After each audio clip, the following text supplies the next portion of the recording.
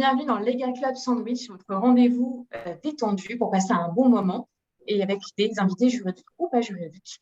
Ça dépend des mardis, parce qu'on est un mardi sur deux, toujours en direct et toujours en replay et en podcast. Donc, au programme, tous des invités exceptionnels. Je pense que vous l'avez vu jusqu'à présent, on a toujours des invités super durant la pause déjeuner. Je m'appelle Audrey Deliris, je suis toujours chasseuse de tête chez Fed Legal depuis 57 émissions maintenant. Je n'ai pas changé et j'accompagne depuis plus de 13 ans des directions juridiques et fiscales dans les secteurs de l'industrie, des services et des startups. Et je suis cofondatrice avec Pierre Landy, présent, du Feed Network pour French Lawyers in Tech qui réunit plus de 550 juristes en startup et dans la tech. Et pour mener à bien cette émission, aujourd'hui, je suis accompagnée de mon co-chroniqueur et acolyte Pierre Landy.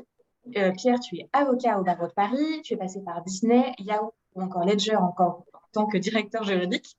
Et tu es également cofondateur d'Enco, l'alliance d'avocats à travers toute l'Europe qui accompagne les entreprises. Et tu es bien entendu aussi exécutif mentor pour les directeurs juridiques et autres fonctions du COMEX. Est-ce que Pierre, tu vas bien aujourd'hui? Je vais très bien. 57 émissions, Audrey. 57. Wouh! Voilà, 57. Je sais pas, ce chiffre m'inspire. Voilà. Est-ce que tu peux nous dire de quoi tu vas parler durant ta chronique aujourd'hui? Absolument. Aujourd'hui, je vais vous donner mes trucs et astuces pour manager des managers. Hâte d'en savoir en effet un peu plus. Et de mon côté, lors de ma chronique, je vous parlerai d'IA et de recrutement et de l'avenir du métier de chasseur de tête. Donc aujourd'hui, pour cette émission numéro 57, comme vous le disiez Pierre, nous recevons encore deux invités parce qu'on y prend vraiment goût. Avoir deux invités, c'est aussi un très chouette exercice. Aujourd'hui, on a Yolène Trangelan qui est VP Legal et Compliance et Julia Oslan, Global Director of Product Marketing chez Sibel Angel, toutes les deux. Yolène et Julia, comment vous allez aujourd'hui? On est au top et surtout, on est vraiment ravis d'être avec vous. Donc, merci de nous accueillir. Eh bien, merci à toutes les deux. Ça va aussi, Julia? Tout va bien? Ça va très, très bien. Au top. Le petit jingle nous a mis dans l'ambiance, c'est parfait. On a vu qu'il y avait une petite chorégraphie qui avait été répétée par Yolène et Julia. Donc, vraiment, vous êtes hyper investis déjà dès le départ. On adore. Aujourd'hui, on va parler de Dark Web. Est-ce que c'est un mythe ou une réalité? On va faire une plongée dans ce mystérieux Dark Web. Est-ce qu'avant de rentrer justement dans le vif du sujet, vous pourriez vous présenter toutes les deux rapidement pour nos auditeurs et spectateurs? Oui, avec plaisir. Honneur à toi, Julia. Absolument. De mon côté, rapidement, aujourd'hui, je suis en charge du product marketing chez Sibel Angel, une boîte de cybersécurité. Je travaille avec les équipes depuis 3 ans et demi. Petit détail, moi, j'ai commencé ma carrière sans rapport dans le secteur culturel, à travailler avec des théâtres. Donc, comme quoi, toutes les routes mènent à la cybersécurité. Et ça me fait très plaisir d'être avec vous aujourd'hui pour échanger sur le sujet. Merci, Julia. Et toi, Yolène, alors, qui es-tu? Je vais reprendre les propos de Julia. Toutes les routes mènent à Rome, puisque moi, en effet, je suis VP Legal et Compliance chez Sibel Angel et j'ai la chance de suivre et d'animer ces sujets passionnants, en particulier dans les univers Texas, cybersécurité, avec une équipe juridique de choc. Mais avant ça, en fait, j'ai commencé ma carrière en cabinet d'avocat et après, j'ai eu la chance de passer plus de 8 ans dans des gros groupes leaders de la logistique et du transport. Pour rejoindre Sibel Angel il y a un peu plus de 5 ans et d'y rencontrer des équipes et des personnes au-delà d'être talentueuses, mais vraiment passionnantes, dont Julia fait partie. C'est beau, merci. Du coup, est-ce qu'on peut commencer par une première question évidemment extrêmement importante? Qu'est-ce que c'est le Dark Web? Est-ce que vous pouvez nous expliquer concrètement ce que c'est? Oui, bien sûr. Alors déjà, gros disclaimer de mon côté. Comme vous le savez, je ne suis pas chercheur, je ne suis pas analyste, je ne suis pas ingénieur. Donc, je vais essayer d'utiliser mes propres mots assez simples pour expliquer ce que c'est le Dark Web. Grosso modo, vous comme moi, on utilise tous quasiment Internet tous les jours, mais la plupart du temps, finalement, on le fait sur la partie visible du web, avec des pages Internet qui sont indexées, c'est-à-dire processées par des moteurs de recherche classiques qu'on connaît tous, du type Google, Yahoo, et qui ne nécessitent finalement aucun logiciel, aucune autorisation spécifique pour y accéder. Donc en gros, on se connecte, il n'y a pas besoin de carte routière, pas besoin de carton d'invitation, tout le monde peut s'y rendre ou y rentrer. Ça, c'est sur la partie visible. Ça, c'est une partie d'Internet en fait, parce qu'en parallèle, il y a des couches qui sont moins visibles, dont le Dark Web finalement fait partie, qu'on appelle aussi parfois le web clandestin ou le web caché. Et là, c'est un peu différent. parce que le contenu des pages web, justement, du dark web, elles ne sont pas indexées par ces moteurs de recherche classiques, donc les Google & Co que je citais juste avant. Et ça veut dire concrètement qu'on ne peut pas voir le contenu des pages si on n'a pas les bons outils pour y accéder. Donc, si je devais faire une comparaison, finalement, c'est comme si vous vouliez rentrer dans un club un peu select privé, tel que, je ne sais pas, le Legal Club Sandwich, par exemple. Il va falloir, pour pouvoir naviguer dans ces couches un peu profondes, finalement, réaliser certaines démarches, montrer qu'on pèse, qu'on a du crédit, qu'on est légitime pour entrer dans ce club select. Et d'ailleurs, quand on le vit en pratique, c'est là qu'on se dit que c'est assez antinomique le dark web, parce qu'on cherche la confidentialité, on cherche l'anonymat, et en même temps, on va se jauger entre personnes anonymes, s'étudier, et afin de voir si des profils ils sont crédibles pour entrer dans ce club. Ok. Et alors, le dark web, c'est né de manière, c'était créé par quelqu'un en particulier, c'est né comment? Il y a eu pas mal de films sur le sujet, mais pour la petite histoire et de manière assez brève, le dark web en fait aurait été créé dans les années à peu près 70 par le gouvernement américain, et le but c'était de protéger leurs espions qui échangeaient des informations sensibles et confidentielles de façon complètement anonyme. Et après, ces personnes qui ont développé, notamment les ingénieurs de l'US Army, qui ont créé finalement cette zone du dark web, ils ont décidé de le placer dans le domaine public, de sorte que, en théorie, n'importe quel internaute averti, il puisse y accéder. Et rendre accessible cette technologie au public, c'est un peu ce qu'on va peut-être détailler juste après, mais c'est placer le dark web pour le meilleur et pour le pire, finalement, dans les mains du public, puisque l'usage initial qui se voulait en fait de permettre des échanges anonymes, confidentiels, sécurisés, voire de permettre, comme on peut le voir aujourd'hui, à des populations ou des opposants politiques de penser et de s'exprimer librement, l'usage, il est détourné aujourd'hui très souvent malheureusement à des fins criminelles pour être à l'abri des regards indiscrets, notamment des autorités de police et judiciaire. Alors, attends, si je comprends bien, enfin, je ne savais pas, c'est peut-être plutôt pour Julien, pour toi la question, mais si je comprends bien, tout le monde peut accéder au dark web alors, techniquement. Techniquement, tout le monde peut y aller, absolument. C'est absolument pas illégal d'accéder au dark web. En termes de compétences techniques, ça prend des compétences techniques assez minimes. Il s'agit principalement de télécharger un browser spécifique sur son ordinateur. J'ai envie de dire, n'importe qui peut y aller. Je pense que ma grand-mère va sur Google et tape aller sur le dark web, et elle va trouver un tuto rapidement, que ce soit sous forme de blog ou de vidéo. Voilà, il n'y a pas vraiment de frontières techniques pour arriver sur le dark web. Et ce qui explique qu'on va y trouver aussi bien des chercheurs, des journalistes, des dissidents politiques qui justement sont à la recherche de cette confidentialité dans les échanges. On va y trouver notre fameux hacker à pu la capuche, le criminel qui vient là pour des activités malveillantes. Et puis on va trouver autour toute une nébuleuse de gens qui viennent parce qu'ils ont envie d'avoir des échanges un petit peu sécurisés, qui vont vivre un peu dans la crainte d'être surveillés, donc ils vont venir chercher cette confidentialité. Et puis on va avoir des curieux aussi, des gens, je pense principalement avec tous les sujets cyber qui montent, c'est un peu des trending topics, donc il y a des curieux qui vont aller télécharger Tor justement avec les logiciels disponibles. Après, disclaimer, c'est pas parce qu'on peut aller sur le dark web que c'est nécessairement une bonne idée. Yolène le mentionnait, c'est quand même des endroits qui sont utilisés par des gens qui ont des activités malveillantes. Y aller sans protection, y aller un peu comme ça, c'est s'exposer à des risques de piratage, à des risques de vol de données, justement.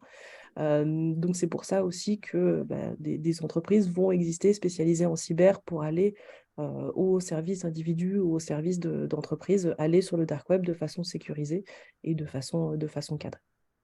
Et voilà, pour revenir à la question, fondamentalement, qui peut y aller? N'importe qui. D'accord, donc Pierre et moi, on peut aussi y aller, on a le droit alors. Okay. Vous avez le droit, tout à fait. Ok. Et qu'est-ce qu'on y trouve sur le dark web? Parce que là, tu nous parlais, et Hélène aussi, d'échanges sécurisés. Chose sans doute pas forcément très légale, j'imagine, mais justement, qu'est-ce qu'on y trouve concrètement? Qu'est-ce qu'il y a? Eh bien, on y trouve de tout aussi. On trouve tout le monde, on trouve de tout pour tout le monde. Quand je dis qu'on y trouve de tout, bon, si on se concentre un peu sur le sujet de la donnée, qui est le sujet de la discussion aujourd'hui, on peut voir le dark web un peu comme un site de petites annonces, donc comme un journal. Donc, vous allez trouver des offres de vente de données qui ont été volées. Vous allez trouver des offres d'achat aussi, des gens qui veulent se renseigner spécifiquement sur une entreprise ou sur une personne.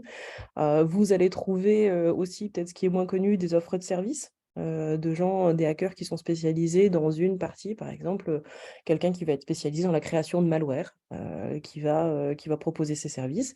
Vous avez des offres d'emploi, parce que sur le dark web et les organisations criminelles, vous avez aussi bien de la petite PME, voire de l'auto-entrepreneur, mais vous avez aussi du grand groupe, et le grand groupe, il va recruter des gens spécialisés, il va recruter des gens aussi en marketing, il va recruter des comptables, pourquoi pas. Donc, il y a ces offres d'emploi qui gravitent.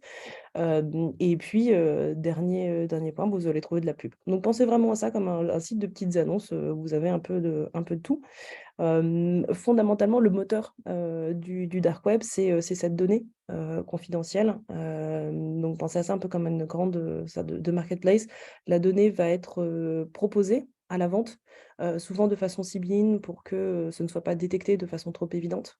Donc, par exemple, de la donnée sur certaines entreprises, on va utiliser des périphrases pour décrire les entreprises, donner le nombre d'employés, donner l'industrie, qui vont permettre de donner une idée à quelqu'un qui s'y connaît, de savoir, bah, voilà, je vais acheter de la donnée confidentielle ou de la donnée personnelle, de la donnée de santé de tel type d'entreprise. En tant qu'acheteur, je peux avoir la possibilité de télécharger, enfin, demander un accès un peu à un sample de la data pour me faire mon idée sur la qualité de la donnée et ensuite procéder à un acte d'achat et acheter cette information. Julia, Mais juste une question. Ah, pardon, Pierre. vas-y, Tu Audrey. as parlé de malware. Qu'est-ce que c'est, du coup?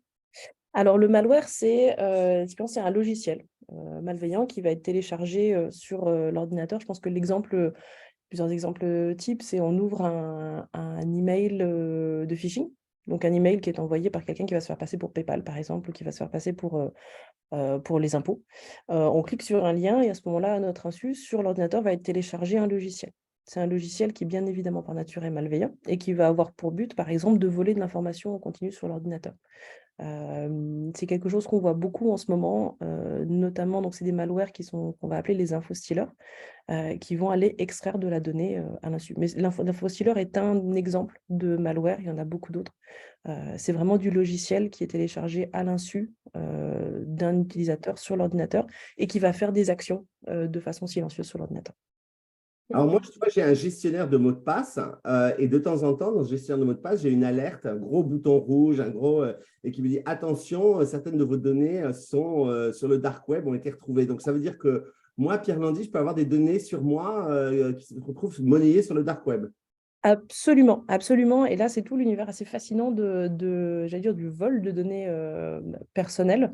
Il faut vous dire que c'est pas toi, Pierre, en tant que tel, qui a été ciblé, mais tu t'es peut-être à un moment, je sais pas, inscrit sur, tu as acheté des billets à la Fnac, je sais pas, tu t'es inscrit sur Doctolib, enfin bref, tu t'es inscrit sur un site web à un moment. Et l'entreprise qui possède ce site web va travailler probablement avec des fournisseurs. L'exemple type, c'est tu travailles avec une agence marketing et donc tu vas échanger, tu vas donner ta base de données clients à l'agence marketing qui va après aller s'occuper de la fidélisation et des actions de communication. Et l'agence marketing, elle n'est pas forcément aussi bien sécurisée que n'importe qui, que la grosse boîte. Donc, va se faire voler ces informations et ces informations personnelles qui, au final, vont se retrouver sur le dark web et vont être mises en vente.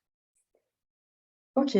Et est-ce qu'il y a moyen, du coup, de protéger toutes ces données, que ce soit d'un point de vue personnel, nous, être humain, du coup, Pierre ou moi, par exemple, et dans une entreprise, du coup, un groupe beaucoup plus important, est-ce qu'il y a une manière de protéger, de sécuriser les données? Ouais. Alors, d'un point de vue individuel, je pense que c'est surtout faire appel au bon sens dans un nombre de temps. Donc, Pierre, tu mentionnais le gestionnaire de mots de passe, c'est une bonne première étape, en sachant que je pense qu'il est illusoire aujourd'hui de se dire je vais sécuriser ma donnée à 100%. Individu comme entreprise, la donnée s'échange tellement, elle est tellement volatile, personne n'a vraiment la maîtrise de où la donnée est hébergée, de comment elle va être partagée, ce qu'on va en être fait. Donc, je crois beaucoup plus à la mise en place de mesures proactives. Donc, justement, des mots de passe, on n'utilise pas le même mot de passe pour sa boîte mail et pour se connecter à sa banque. un truc assez simple. Et dans le cadre d'entreprise, il y a beaucoup d'offres de cybersécurité qui se sont développées justement sur la protection de la donnée. L'objectif, en fait, va être de s'assurer que la donnée n'est pas accessible librement, donc elle n'est pas accessible sans protection. Et va aussi de s'assurer qu'elle n'est pas disponible, que les mesures de protection sont quand même assez efficaces dans ce qui est mis en place. Donc très prosaïquement, qu'est-ce que ça veut dire? Les entreprises elles vont pouvoir s'équiper de firewall, de solutions qu'on appelle des endpoint protection, donc s'assurer justement que la donnée reste protégée. Et il y a beaucoup de solutions qui existent sur la détection de fuites de données, donc s'assurer que des choses, que là où la donnée est hébergée, c'est bien sécurisé et qu'en fait on ne peut pas y accéder facilement. Ok. Pierre, je crois que tu avais une question ensuite. Oui, non, absolument, absolument. Non, mais en même temps, parce qu'on vous donne tout notre truc astuce, j'écrivais à Yolène quelque chose sur notre chat, sur le Zoom, que je vais l'inviter à regarder, tout en lui disant, tout en lui posant la question suivante, c'est une fois que donc, les informations ont été trouvées, qu'est-ce qui se passe? Et donc ça, c'est une question pour Yolène. Et je te poserai mon autre question auquel je viens de penser juste après, Yolène. Pas de problème, ça va peut-être faire un petit peu écho d'ailleurs avec cette question, parce que déjà, avant de se poser la question de qu'est-ce qui se passe, avant déjà de faire quelque chose à proprement parler, juste pour vous dire comment ça fonctionne en pratique, on va réellement, les prestataires ou les enquêteurs, ils vont réellement investiguer afin de savoir si la source sur le dark web qu'on l'on a identifiée, elle est crédible ou non.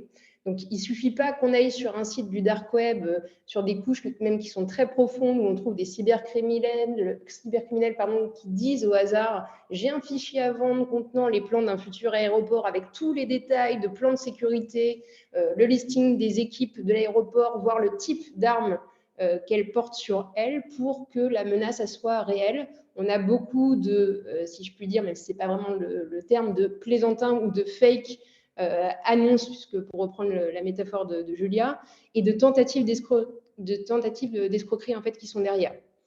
Mais il y a quand même des profils qui sont crédibles. Donc, c'est un jeu de chat et de la souris. Donc, ce n'est pas parce qu'on va identifier sur le dark web que quelque chose fuite qu'on va forcément faire quelque chose. Et les prestataires de services en cybersécurité qui interviennent sur le périmètre du dark web, parce que tout le monde ne sait pas le faire et parce qu'il y a un cadre quand même réglementaire et juridique qui est autour, relayé souvent d'ailleurs par les autorités de police et judiciaires, elles vont assesser ces profils cybercriminels. Et quand je dis jeu de chat et de la souris, c'est que les cybercriminels vont aussi assesser les personnes qui se montrent avoir de l'intérêt pour les informations qu'elles souhaitent vendre ou pas. Concrètement, quand on assesse un profil, alors, encore une fois, ce n'est pas moi qui le fais bien évidemment au quotidien, ce sont les équipes techniques, elles vont voir en fait si la personne, on l'a déjà identifiée sur ce type de forum. Est-ce que c'était pour des cas similaires? Est-ce que c'est un profil qui est actif? Est-ce qu'il est connu? Quels sont les autres potentiels acheteurs finalement de la donnée pour se dire, ah ouais, là potentiellement, c'est quelqu'un qui est crédible et qui vend de la donnée qui est réelle, voire parfois, on a des acteurs qui publient des échantillons de la donnée qui sont prêts en fait à revendre pour susciter l'intérêt derrière et racketter potentiellement les sources et monnayer bien évidemment ces informations. Alors du coup, j'en arrive à ma question. Yolène, tu es une entreprise et maintenant ça a été assessé, c'est sûr qu'il y a tes données qui se retrouvent sur le web ou idem un particulier. C'est quoi tes recours juridiques? C'est quoi la recommandation au directeur juridique de la société qui découvre ça? Qu'est-ce qu'il doit faire à part contacter Cybelle Angel?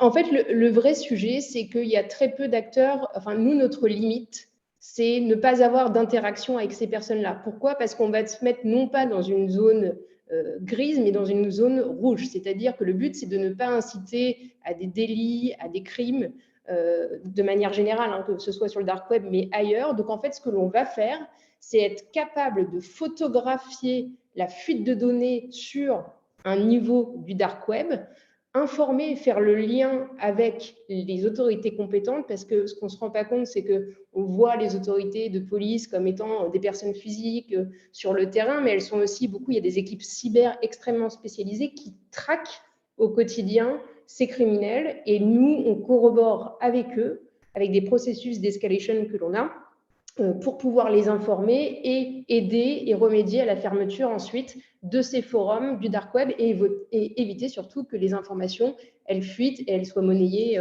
également pour nos clients.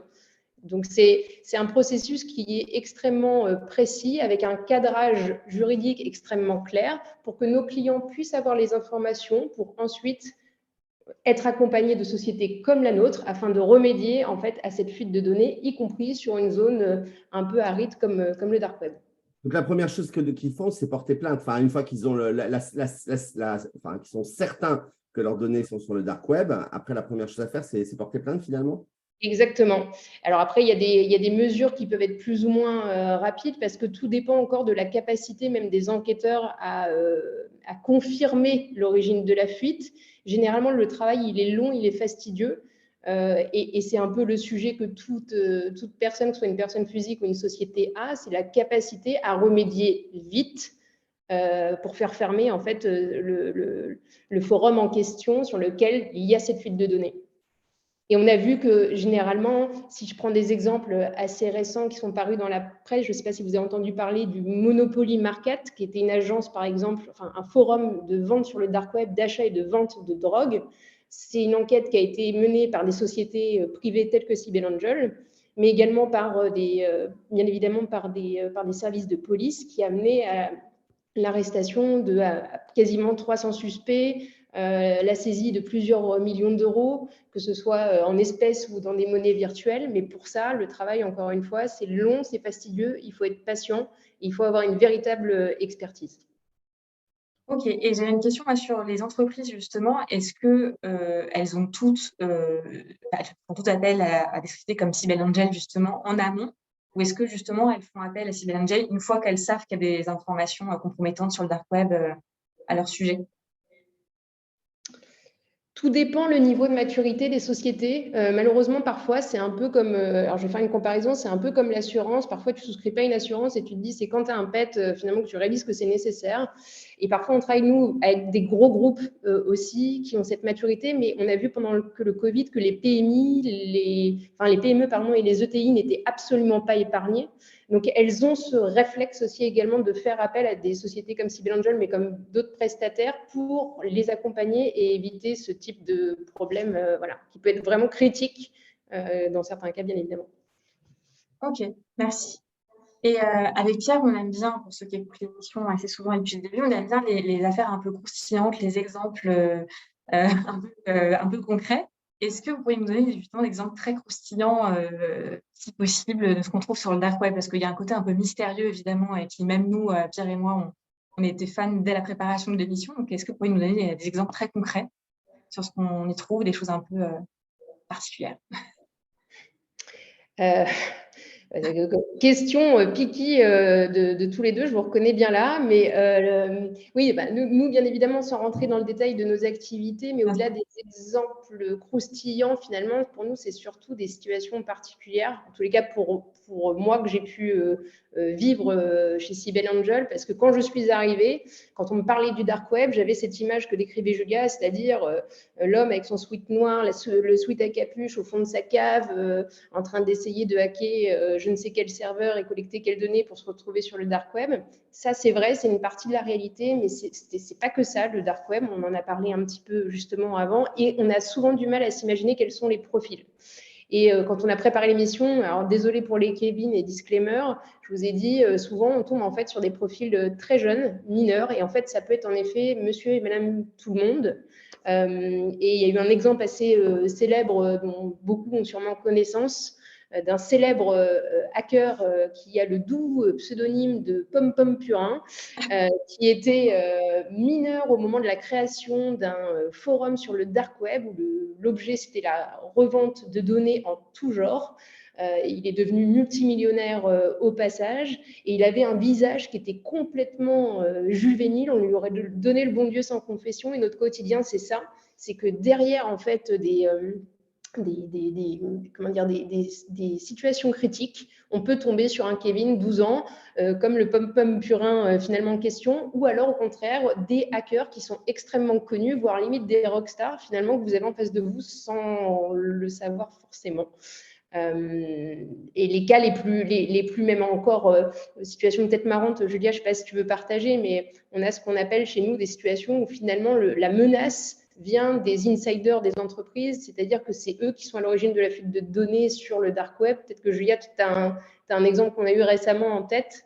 Oui, j'ai un exemple qui me vient effectivement on a été contacté par une entreprise qui depuis 6 mois était visée par il y avait des menaces très graves contre les dirigeants sur des forums du dark web, des menaces de mort, des menaces de chantage, des choses vraiment très, très graves.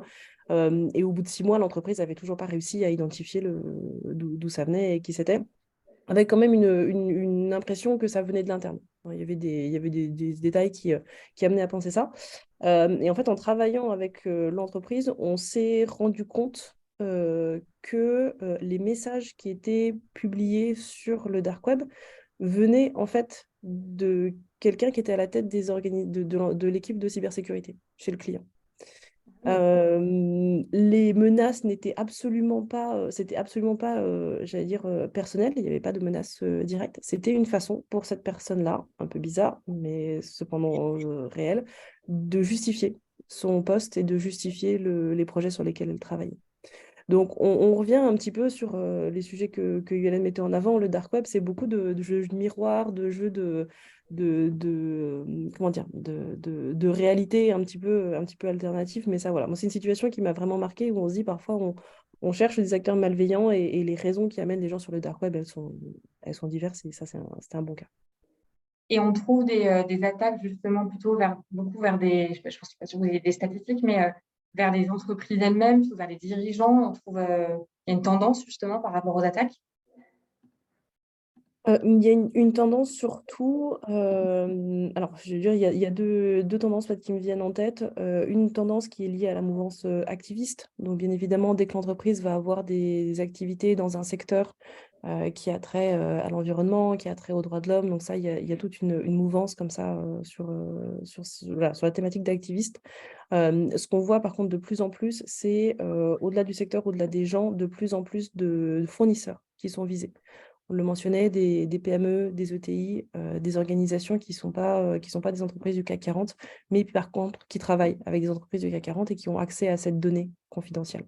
Donc les attaques contre les suppliers sont en train de se multiplier. On le voyait il y a 2 ans, c'était des attaques surtout sur les PME, ETI qui étaient moins exposées, enfin moins robustes en matière de cybersécurité. Là, ce qu'on voit, c'est des attaques de ransomware contre des boîtes de consultants, vraiment des gros providers. Ça, c'est une tendance assez marquée. Ok. Merci Julia. Merci Yolène. On vous propose de faire une petite pause avant les questions et on va passer aux chroniques du coup, que vous connaissez en leadership et en recrutement. Et aujourd'hui, c'est moi qui commence. La chronique sur le recrutement. Donc, Pierre va nous lancer le jingle. Get the fever.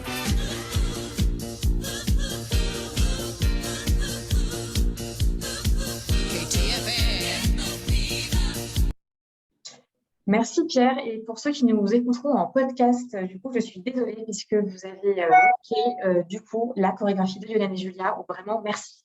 Ça met, c'est rare qu'on ait les 4 invités qui groovent. Audrey et moi, bon, c'est classique, mais là, on a tout le monde qui groove. On a envie de travailler pour Cybelle Angel. Hein, on a dynamisme. À toi, Audrey. Merci. Aujourd'hui, on va parler de Dark Web et de Pop-Bum Purin, parce que je n'avais pas l'intention de prononcer ce mot, mais il est tellement génial que je le prononce. Du coup, donc, on va parler de Dark Web et de Pop-Bum Purin avec Yolène et Julia. Et beaucoup en ont peur du Dark Web, mais beaucoup aussi ont peur des intelligences artificielles, comme des robots, des super machines qui viendraient nous remplacer et vous remplacer, mais aussi nous remplacer, oui, nous, les chasseurs de tête. Eh bien oui, parce qu'après tout, on ne fait qu'envoyer des CV, non? Alors, je m'insurge contre ça, évidemment, parce que mon métier n'est pas d'envoyer seulement des CV, parce que ce serait extrêmement embêtant. On a heureusement beaucoup plus de valeur ajoutée. Alors, pourquoi je vous parle de ça? Petit retour en arrière. Il y a quelques semaines, Olivier, qui travaille chez Legal, s'interroge sur l'avenir de notre métier. Ce qu'on entend forcément, c'est tout à fait légitime. Suite à cette interrogation, on a Yann, qui travaille chez Fedegal, qui en est accessoirement le directeur et le fondateur, et qui a écrit un article dans la LJA qui est intitulé « Quand allons-nous être remplacés par l'IA ?» Pierre va vous partager l'article que je vous conseille vivement de lire. Donc forcément, cette question-là, ça fait peur. Et donc la semaine dernière, on a Michel, le DSI de notre société, qui prend le temps de nous expliquer à nous, les chasseurs de tête chez Fedegal, les dernières évolutions. Avec Michel, on a parlé algorithmes, big data, machine learning, deep learning, robot CV, IA de première génération, IA générative. Prenez ChatGPT. Tous ces sujets qui font extrêmement peur à des gens comme nous qui travaillons dans l'humain. Et je me suis dit, et si finalement ce que j'aime faire au quotidien, ça allait être remplacé par un robot. Alors qu'est-ce que j'aime faire moi, au quotidien? C'est conseiller chaque juriste, fiscaliste, responsable ou directeur juridique ou fiscal que je rencontre tous les jours. Comment va le marché? À quelle rémunération puis-je prétendre? C'est conseiller cet avocat qui se demande, est-ce le bon moment pour passer côté entreprise? Est-ce que je dois rester spécialisé ou au contraire élargir mon champ de compétences? Est-ce que je dois privilégier plutôt un grand groupe ou au contraire une start-up ou une PME? Et si je fais ce choix de carrière maintenant, comment me revendre dans 5 ans? Est-ce qu'il y aurait une évolution possible dans cette société-là ou dans l'autre que je pourrais éventuellement choisir? Et si je choisis cette société ou plutôt celle-là, comment mon profil sera-t-il perçu par le marché? Moi, ce que j'aime faire, c'est aussi conseiller mes clients, les directeurs juridiques et fiscaux. Quand je leur dis, ce profil que vous recherchez n'existe pas sur le marché. Je vous conseille plutôt d'orienter votre recherche de telle ou telle manière. Ce profil-là, il est un peu moins dimensionné. Oui, ok, c'est vrai, mais il est en dessous de vos critères de seniorité. Mais je vous assure qu'il faut absolument le rencontrer parce qu'il a la super personnalité qui va bien et vous allez l'adorer. Et quand je leur dis aussi, dépêchez-vous de rencontrer ce profil. Il a 3 autres propositions sur le marché, mais vraiment, cette personne-là, elle est faite pour vous. Et en plus, cette personne-là, elle a une préférence pour votre société. C'est aussi conseiller mes clients sur la façon de mettre en avant des parcours de formation interne, les évolutions possibles, le fameux feeling qu'on attend quand on rencontre un collaborateur potentiel. Moi, c'est exactement ce que j'aime faire. C'est exactement ce que mon métier de chasseuse de tête signifie pour moi. Et c'est ma valeur ajoutée, c'est notre valeur ajoutée. S'il y a des concurrents qui nous écoutent, je pense qu'ils seront d'accord avec moi. C'est insister pour qu'un client rencontre un candidat. C'est insister pour qu'un candidat aille rencontrer un client. Voilà, parce que j'y crois, moi, à ce projet-là, j'y crois à cette rencontre-là. Donc, ce que j'aime dans mon métier, c'est aussi cette candidate qui, la semaine dernière, m'a dit « Merci Audrey, je suis tellement heureuse pour ton nouveau poste de responsable juridique. Je ne pensais pas avoir un aussi grand coup de cœur professionnel avec la secrétaire générale, ensuite avec le président et ensuite avec l'équipe. » C'est exactement pour ça que je fais ce métier-là. Et clairement, je ne pense pas qu'une IA puisse le faire, ça. Donc, et j'ose espérer qu'elle ne le fera jamais, d'ailleurs. Donc, aller chercher des CV sur une base de données, screener des profils LinkedIn, sans aucun doute, une IA peut le faire. Mais en même temps, c'est clairement pas ce que je préfère, je vous assure, parce que chercher des CV, c'est pas non plus passionnant. Donc, je vous rassure en disant ça, et je me rassure aussi, clairement, le chasseur de tête n'est pas mort et ne sera, à mon avis, pas mort tout de suite. Donc, je suis confiante sur le fait que je vais encore venir vous parler pendant encore très, très longtemps de ce qui me passionne, les relations humaines, les rencontres humaines, et faire que les gens se rencontrent pour écrire de très belles histoires professionnelles. À toi, Pierre. Merci Audrey, je suis tellement d'accord avec toi. L'intelligence artificielle, il faut absolument savoir s'en servir, notamment pour l'angoisse de la page blanche et pour ce genre de tâches. Mais effectivement, rien ne remplacera jamais l'humain. C'est pour ça que je fais des chroniques en leadership. Et aujourd'hui, je vais vous parler de manager des managers juste après mon jingle que voici.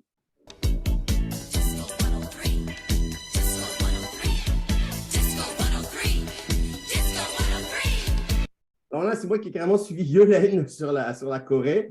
Merci d'avoir l'idée.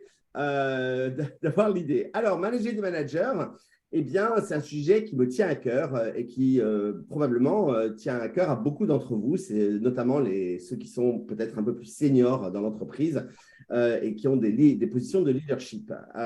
Il est souvent dit que manager est un art, mais manager des managers, c'est carrément de la haute voltige parce que vous êtes à la fois le pilote et le contrôleur aérien. Vous devez jongler entre la vision stratégique et la gestion opérationnelle. Donc, c'est une mission délicate qui peut sembler aussi complexe, en tout cas à mes yeux, que résoudre un litige juridique à multiples facettes. Donc, je vais vous partager, comme j'aime bien le faire, 10 trucs et astuces pour exceller dans la gestion des managers.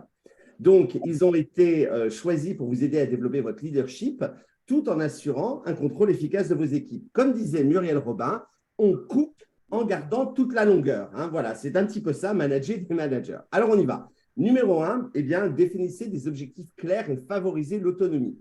Chaque manager sous votre direction doit comprendre exactement ce qui est attendu d'eux. Une fois les objectifs définis, faites confiance à vos managers pour gérer leurs équipes. Ne les micromanagez pas, ça paraît une évidence. Donc, en tant que leader, vous devez expliquer la montagne à gravir, les obstacles qu'on va rencontrer pendant l'ascension, les pour et les contre de gravir cette montagne, qui en fait représente votre vision en tant que leader. Quand est-ce qu'on va atteindre le sommet? Mais en revanche, vous devez impérativement laisser le comment à vos équipes. Chacun trouvera le moyen d'arriver à l'objectif que vous lui avez fixé et laissez-leur le comment. Voilà, certains prendront peut-être plus de temps, mais il est essentiel que chacun détermine son comment il va contribuer. Numéro 2, communiquer efficacement, c'est-à-dire partager les informations pertinentes pour l'équipe, garder une communication ouverte. Soyez transparent avec vos managers. Ils doivent être, évidemment, pour bien faire leur travail, informés des enjeux majeurs de l'entreprise. Donc, notamment si vous faites partie du comité de direction, profitez de vos meetings avec ceux que j'appelle vos lieutenants pour cascader le maximum d'informations dont vous avez eu connaissance et qui seront utiles à leur travail au quotidien. Bien sûr, je ne parle pas des informations méga confidentielles, déclarées comme telles au comité de direction, mais globalement, pensez à cascader. Vous avez plein d'informations qu'ils n'ont pas, donc communiquez efficacement. Numéro 3, établissez une culture du feedback bidirectionnel. Par cela, je veux dire que faites le point régulièrement avec vos managers et encouragez qu'ils fassent la même chose avec vos équipes. Donc, le feedback ne doit pas être à sens unique. Les managers doivent aussi pouvoir s'exprimer, y compris sur votre management.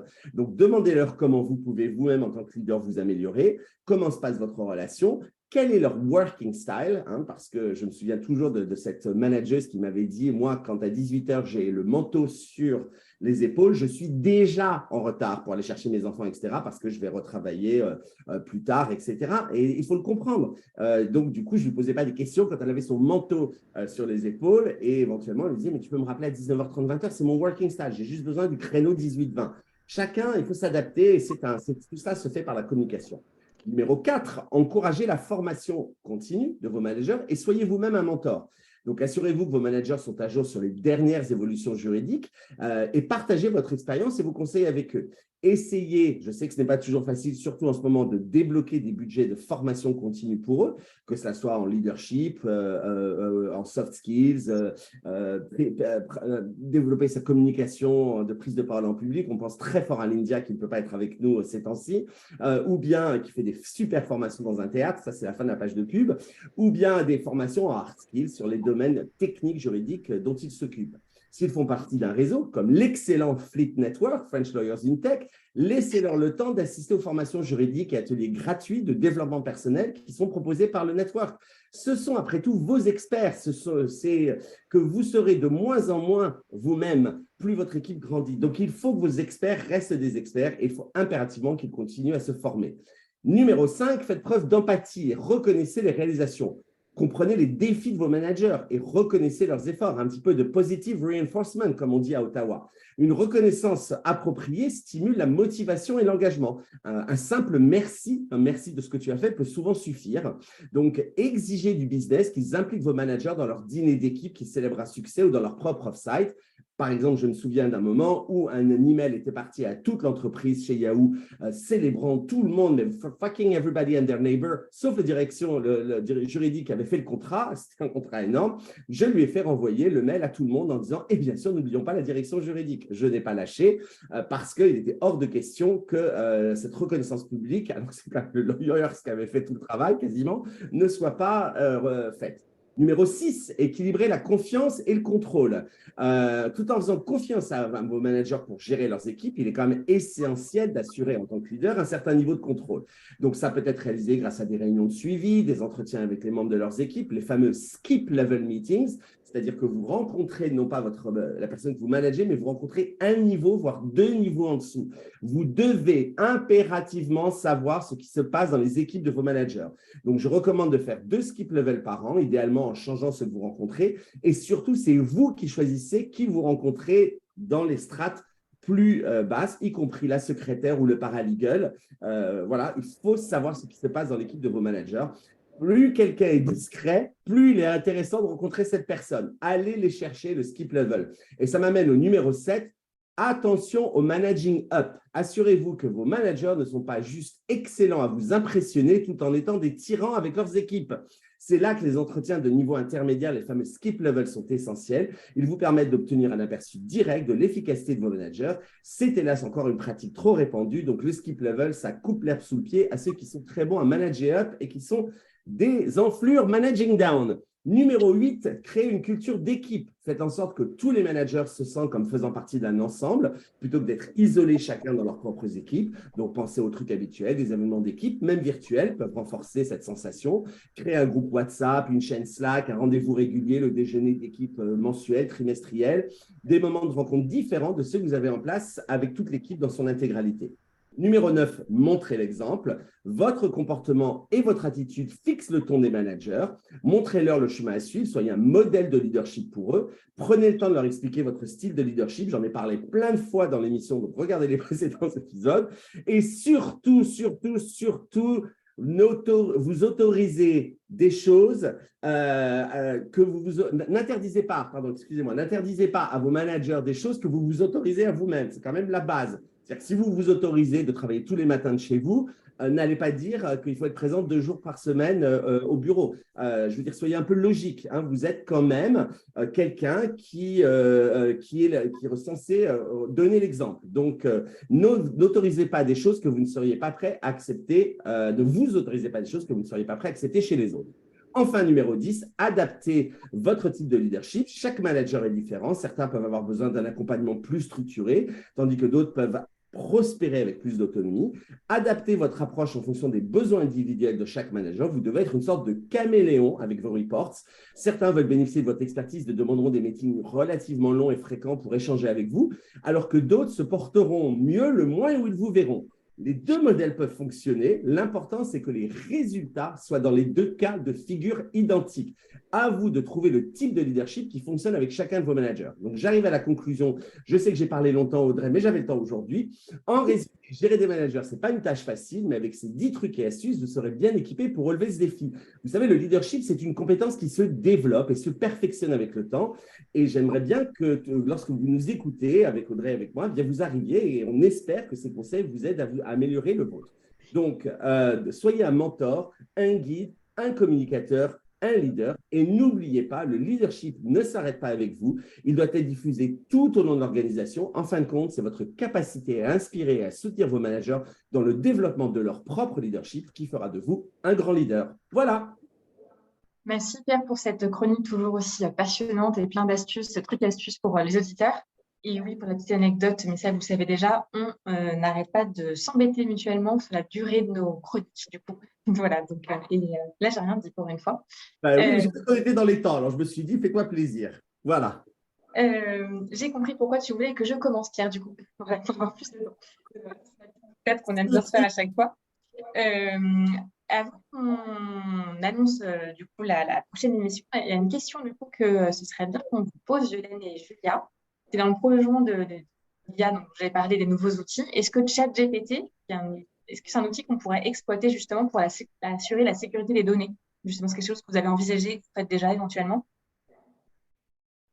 Eh bien oui, c'est un sujet sur lequel on est en train de se pencher. On a ce qu'on appelle une squad dédiée côté ingénierie chez Cyber qui se pose les questions sur ChatGPT et ce type d'outils.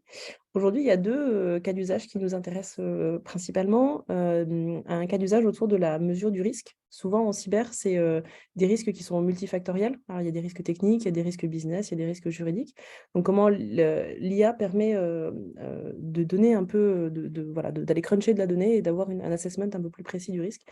Il y a un 2e cas d'usage qui nous intéresse beaucoup, qui est sur la résolution des problèmes. En fait, l'idée, c'est de créer une espèce de copilote à côté des équipes cyber, qui vient aider sur des sujets qui sont techniques, souvent dès qu'on va toucher sur de l'IT, notamment comment on identifie le plus rapidement possible la solution la plus simple à mettre en place pour aller régler le problème. L'IA peut venir aussi aider à proposer des solutions et être un peu le copilote technique des équipes cyber, à nouveau dans une logique de vitesse. Pour ça. Donc voilà, donc c'est encore au stade de la R&D chez nous. C'est des choses sur lesquelles on se penche, mais qui sont en tout cas pour l'instant très prometteuses. Ouais. Donc plutôt un logiciel maison en fait qui vous aiderait à chercher de l'information. Oui, c'est intéressant parce que justement sur la solution, la R&D, elle va se baser sur les outils qui existent déjà, alors du chat GPT ou d'autres solutions de ce qu'on va appeler du generative AI. Mais on se penche aussi sur la possibilité d'avoir une solution maison. L'AI chez Cybelle, ça fait j'allais dire presque 10 ans qu'on en fait. Donc, on a aussi notre propre équipe data et notre propre équipe de machine learning. Donc, c'est aussi un sujet intéressant pour eux d'aller voir comment développer nos propres outils en interne. D'accord. C'est juste une remarque pour le coup, je n'ai pas forcément de réponse, mais c'est vrai que là, à l'heure où justement les questions de sécurité, elles se font aussi sur ces IA, j'imagine que ça pose. Ah, on t'a perdu, Audrey. Ah, je suis toujours là. Vous m'entendez? Ouais, de nouveau, mais voilà, il y a eu Ok. un moment, ça arrive parfois. Ce sont les Oui, joies. c'était juste une remarque justement avec ces logiciels qui justement peuvent, on se pose la question de la sécurisation des données. C'est vrai que j'imagine que c'est compliqué de se dire, on utilise ce genre de logiciel, on n'est pas sûr de la sécurité des données pour justement aller traquer des données qui ne le sont peut-être pas justement aussi. D'accord. Ok. Moi, j'ai une dernière question. La très intéressée, vous allez avoir évidemment, est-ce qu'il n'y aurait pas encore un ou deux exemples très croustillants, parce qu'on adore ça, sur lesquels on pourrait finir. Vous avez eu le loisir de rencontrer, que ce soit chez CyberAngel ou qu'on a vu sur le dark web, quelque chose vraiment d'assez amusant, voilà, ou croustillant, comme on aime bien. Julia, Ashley Madison, pour toi? Ah, merci du cadeau. Merci. Sont plutôt des bons exemples. Merci du cadeau. Oui, Ashley Madison. Alors, je ne sais pas si tout le monde se souvient de ce que c'était que Ashley Madison. Ashley Madison, c'était un site, parce que je pense que ça n'existe plus, qui était spécialisé dans la rencontre C'était nos extra-conjugale. parents, Julia, ça, je crois. Pardon? C'était le site pour nos parents à l'époque. Oui, c'est ça. Voilà. Donc, c'est de la rencontre extra-conjugale. Donc, c'est un mythique, d'accord. mais c'est un mythique pour aller chercher son amant ou sa maîtresse, ou les deux. Et donc, Ashley Madison s'est fait hacker et la liste de leurs clients a été mise en vente sur le dark web. Donc, bien évidemment, là, on est rentré très rapidement dans des thématiques de chantage, parce que vous imaginez bien qu'il y avait un peu tout le monde dans les listes, mais il y avait aussi des gens qui étaient haut placés, qui étaient influents. Et donc, bien évidemment, sur de l'image publique, sur de l'image corporate, ça fait mauvais genre. En plus d'avoir les problèmes à la maison, il y avait des problèmes professionnels qui étaient amenés. Donc, ça a été je pense un bon exemple, effectivement, qui reste dans la légende chez Cybelle, et je pense même globalement dans la légende de la fuite de données sur Internet. Merci. J'adore la tagline de Ashley Madison. Je suis désolé, mais c'est « La vie est courte, tentez l'aventure ». Attends, tu as essayé de te connecter, voir si le site était encore online? Ah bah bien sûr, mais il est live le site, et il a un très beau, il y a une femme qui fait juste chute comme ça, très, très avenante, et la vie est courte, tentez l'aventure. Et tentez l'aventure, la vie est courte, chers spectateurs, et abonnez-vous à la chaîne Legal Club Sandwich. Tentez l'aventure, puisque nous reviendrons sans énorme secret pour une prochaine saison à l'automne prochain, parce que la prochaine émission sera la dernière de cette saison. Et on va accueillir David Soulot. Et David Soulot, il a une agence de création d'événements, et il va vous donner ses trucs et astuces sur comment organiser un bon séminaire, en l'occurrence juridique, mais un bon séminaire, à quoi il faut penser, comment l'organiser, les bourdes à ne pas faire. Voilà. Et donc, c'est vrai que nous tous, directeurs juridiques, nous avons parfois organisé comme ça un séminaire, et on se retrouve event planner. Eh bien, on va avoir les conseils d'un event planner de haut vol qui va nous dire voilà, un petit peu comment faire ça. On s'est dit que c'était un thème un peu rigolo, un petit peu idéal, estival, juste avant les vacances, et notre dernière émission. Et moi, en plus, je serai en direct de New York. Donc, j'adore ça aussi. Donc, c'est pour ça que l'émission sera un peu plus tard, parce que je vous aime tous beaucoup, mais je ne suis pas au point de faire Club Sandwich à 5h30 du matin, heure de New York. Donc, ça sera un tout petit peu plus tard. À quelle heure, Audrey? 14h30? À 14h, mardi 11 juillet. Pas exactement dans la pause d'air, jusqu'à 14h, si vraiment vous voulez. Voilà, ça sera le dessert de votre déjeuner dans 15 jours. Voilà. Merci beaucoup. Merci Hélène et Julia. Du coup, ça s'est bien passé. Vous êtes contente de votre émission du coup? Absolument. Merci beaucoup pour l'invitation. On revient quand vous voulez. Ah, un grand plaisir. Et un grand merci à Hélène. Merci beaucoup Julia. Et bien sûr, merci Pierre pour cette superbe émission, la numéro 57. Et on se dit à dans 15 jours. À très vite. Dans 15 jours. Générique. Générique.